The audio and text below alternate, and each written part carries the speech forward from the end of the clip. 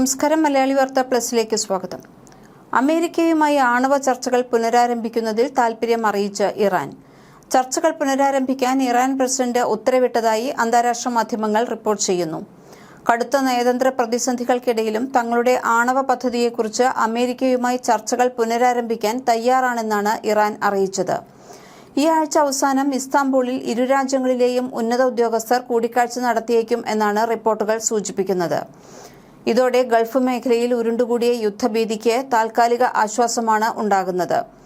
ചർച്ചകളെ പ്രതീക്ഷയോടെ തന്നെയാണ് ഇറാൻ നോക്കുന്നത്. അമേരിക്കയുമായുള്ള സംഘർഷങ്ങൾ ലഘൂകരിക്കുന്നതിനായി വിവിധ നയതന്ത്ര മാർഗങ്ങൾ പരിശോധിച്ചു വരികയാണെന്ന് ഇറാൻ വ്യക്തമാക്കി. ഇറാൻ വിദേശകാര്യമന്ത്രി അബ്ബാസ് അരാഗ്ചി ട്രംപിന്റെ പ്രത്യേക പ്രതിനിധി സ്റ്റീവ് വിറ്റ്കോഫുമായി വെള്ളിയാഴ്ച ഇസ്താംബൂളിൽ കൂടിക്കാഴ്ച നടത്തിയേക്കുമെന്ന് അമേരിക്കൻ വാർത്താ സൈറ്റായ ആക്സിയോസ് റിപ്പോർട്ട് ചെയ്തു. Qatar, Saudi Arabia, UAE, Egypt എന്നിവിടങ്ങളിൽ നിന്നുള്ള പ്രതിനിധികളും ഈ ചർച്ചയിൽ പങ്കെടുത്തേക്കും. ചർച്ചകൾ നടന്നാൽ കഴിഞ്ഞ ഏപ്രിലിന് ശേഷം ഇരു രാജ്യങ്ങളും തമ്മിൽ നേരിട്ട് നടത്തുന്ന ആദ്യ ഔദ്യോഗിക കൂടിക്കാഴ്ചയാകും ഇത്. അമേരിക്കയുമായി സംഘർഷം ഒഴിവാക്കാൻ നയതന്ത്ര തലത്തിൽ ശ്രമം തുടരുന്നതായി ഇറാൻ ഇന്ന് വ്യക്തമാക്കി. സൈനിക നടപടികളിൽ നിന്ന് അമേരിക്കയും ഇറാനും പിന്നോട്ടു പോകുന്നതിനെ പ്രതീക്ഷയോടെയാണ് ലോകരാഷ്ട്രങ്ങൾ ഉറ്റുനോക്കുന്നത്. ആദ്യം പശ്ചിമേഷ്യയിലേക്ക് സൈന്യത്തെ വിന്യസിച്ച് ഇറാനെ സമ്മർദ്ദത്തിലാക്കിയ ശേഷം ട്രംപ് ആവശ്യപ്പെട്ടതും ആണവ കരാറിൽ ചർച്ച തുടരണമെന്നാണ്. ഇതിലേക്കാണ് ഇപ്പോൾ കാര്യങ്ങൾ എത്തുന്നതെന്നാണ് വ്യക്തമാക്കുന്നത്. ഇറാനും അമേരിക്കയും തമ്മിൽ അനൌദ്യോഗികമായി ചർച്ചകൾ നടക്കുന്നുണ്ടെന്ന് കഴിഞ്ഞ ദിവസം ഇറാന്റെ വിദേശകാര്യ വക്താവ് ഇസ്മയിൽ ബഗായ് പറഞ്ഞിരുന്നു. സൗദി, ഈജിപ്ത്, തുർക്കി രാജ്യങ്ങളിലെ ഭരണാധികാരികളുമായി ഇറാന്റെ വിദേശകാര്യമന്ത്രി അബ്ബാസ് അരാഗ്ചി ചർച്ച നടത്തുന്നുണ്ട്.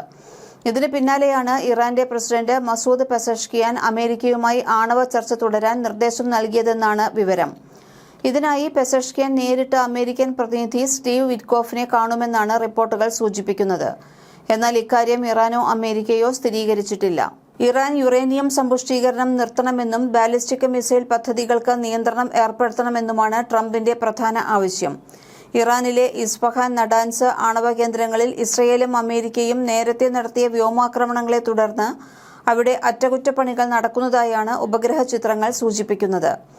രാജ്യത്തെ കടുത്ത സാമ്പത്തിക പ്രതിസന്ധിയും നാണയപ്പെരുപ്പവുമാണ് ഇറാനെ ചർച്ചകളിലേക്ക് നയിക്കുന്ന പ്രധാന ഘടകമെന്നാണ് വിലയിരുത്തൽ.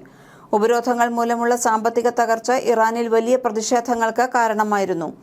അതേസമയം അമേരിക്ക ഏതെങ്കിലും തരത്തിലുള്ള സൈനിക നീക്കം നടത്തിയാൽ തിരിച്ചടിക്കുമെന്നും ഇസ്രയേലിനെ ലക്ഷ്യം വയ്ക്കുമെന്നും ഇറാൻ മുന്നറിയിപ്പ് നൽകിയിട്ടുണ്ട്. ഏത് സാഹചര്യത്തെയും നേരിടാൻ തയ്യാറാണെന്ന് ഇസ്രയേൽ പ്രധാനമന്ത്രി ബെഞ്ചമിൻ നെതന്യാഹു വ്യക്തമാക്കി. ഇറാനിൽ ഭരണമാറ്റം അനിവാര്യമാണെന്നും പുതിയ നേതൃത്വം വരേണ്ട സമയമായെന്നും US പ്രസിഡന്റ് ഡൊണാൾഡ് ട്രംപ്. ഇറാനിലെ പരമാധികാര നേതാവ് ആയത്തുള്ള അലി ഖമേനിയുടെ ദീർഘകാല ഭരണത്തിന് അറുതി വരുത്തണമെന്നാണ് ട്രംപ് ആഹ്വാനം ചെയ്തത്. ഇറാനിലെ ആഭ്യന്തര പ്രക്ഷോഭങ്ങൾക്ക് പിന്നിൽ അമേരിക്കയാണെന്ന ഖമേനിയുടെ ആരോപണങ്ങൾക്ക് പിന്നാലെയാണ് ട്രംപിന്റെ ഈ കടുത്ത പ്രതികരണം. ഇറാനിലെ പ്രക്ഷോഭങ്ങളിലുണ്ടായ മരണങ്ങൾക്കും നാശനഷ്ടങ്ങൾക്കും ഉത്തരവാദി അമേരിക്കൻ പ്രസിഡന്റാണെന്ന് ഖമേനി നേരത്തെ ആരോപിച്ചിരുന്നു. ഇതിനെതിരെ പ്രതികരിക്കവേ ഇറാനിലെ ഭരണാധികാരികൾ ഭയവും ബലപ്രയോഗവും ഉപയോഗിച്ചാണ് ഭരിക്കുന്നതെന്ന് ട്രംപ് കുറ്റപ്പെടുത്തി. ഇറാനിലെ ജനങ്ങളെ അടിച്ചമർത്തുന്നതിന് പകരം അവരെ നേരാവണ്ണം ഭരിക്കാനാണ് ഖമേനി ശ്രമിക്കേണ്ടതെന്നും അദ്ദേഹം കൂട്ടിച്ചേർത്തു. പ്രതിഷേധക്കാർക്ക് നേരെ ഇറാൻ ഭരണകൂടം നടത്തുന്ന അടിച്ചമർത്തലുകളെ ട്രംപ് രൂക്ഷമായി വിമർശിച്ചു. ഇറാനിലെ സ്ഥിതിഗതികൾ കണക്കിലെടുത്ത് സൈനിക നടപടി സ്വീകരിക്കുമെന്ന മുന്നറിയിപ്പ് ട്രംപ് ആവർത്തിച്ചിട്ടുണ്ട്. ഇറാൻ ജനത പ്രതിഷേധം തുടരണമെന്നും സഹായം ഉടൻ എത്തുമെന്നും അദ്ദേഹം നേരത്തെ വ്യക്തമാക്കിയിരുന്നു. ഇതേസമയം ആണവ വിഷയത്തിൽ മാത്രമായി ചർച്ച പരിമിതപ്പെടുത്തണമെന്ന ഉപാധിയാണ് ഇറാൻ മുന്നോട്ട് വയ്ക്കുന്നത്. തങ്ങളുടെ ദേശീയ താൽപര്യങ്ങൾ ബലികഴിച്ചുള്ള വിട്ടുവീഴ്ചകൾ ഉണ്ടാകില്ലെന്നും മധ്യസ്ഥ രാജ്യങ്ങൾ വഴി ഇറാൻ അമേരിക്കയെ അറിയിച്ചതായും റിപ്പോർട്ടുകളുണ്ട്. മേഖലയിൽ ഒരു യുദ്ധം ഒഴിവാക്കാൻ മധ്യേഷ്യൻ രാജ്യങ്ങൾ ശ്രമിക്കുന്നുണ്ട്. ഇറാനെ ആക്രമിച്ചാൽ മധ്യേഷ്യയിലാകെ യുദ്ധം പടരുമെന്ന് കഴിഞ്ഞ ദിവസം രാജ്യത്തിന്റെ പരമോന്നത നേതാവ് ആയത്തുള്ള അലി ഖമേനി പ്രസ്താവിച്ചിരുന്നു. നയതന്ത്ര ശ്രമങ്ങളിലൂടെ സംഘർഷാവസ്ഥ ലഘൂകരിക്കാൻ വിവിധ രാജ്യങ്ങൾ സമ്മർദ്ദം ചെലുത്തുന്നുണ്ട്. ഇറാനിയൻ വിദേശകാര്യമന്ത്രി അബ്ബാസ് അരാഗ്ചി കഴിഞ്ഞയാഴ്ച തുർക്കി, ഈജിപ്ഷ്യൻ, സൗദി പ്രതിനിധികളെ കണ്ടിരുന്നു. സാമ്പത്തിക ഞെരുക്കത്തെ തുടർന്ന് ജനുവരി ആദ്യം ആരംഭിച്ച പ്രക്ഷോഭങ്ങളിൽ ആയിരക്കണക്കിന് ആളുകൾ കൊല്ലപ്പെട്ടതായി സ്ഥിരീകരിക്കപ്പെട്ടിട്ടുണ്ട്. ഇറാൻ പ്രസിഡന്റ് ഞായറാഴ്ച 2986 പേരുടെ പേരുകൾ പ്രസിദ്ധീകരിച്ചിരുന്നു. കൊല്ലപ്പെട്ടവരെല്ലാം ഇറാന്റെ മക്കളാണെന്ന് ഔദ്യോഗിക പ്രസ്താവന പറഞ്ഞു. അതേസമയം US ആസ്ഥാനമായുള്ള human rights activist news agency പറയുന്നത് ഇറാനിൽ 6842 മരണങ്ങൾ നടന്നു എന്നാണ്.